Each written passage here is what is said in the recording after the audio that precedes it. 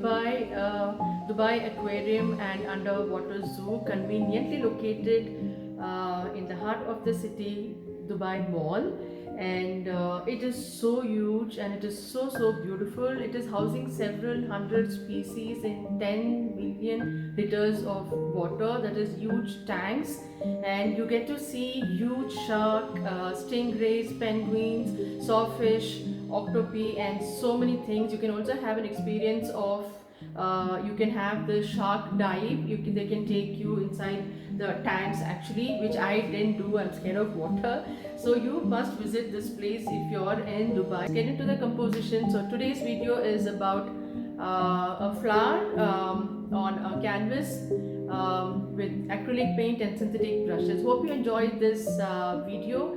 Stay tuned for more, and if you're new to my channel and if you're still not subscribed, please do subscribe and follow me for more. I'll see you soon in my next video. Until then, take care and bye bye.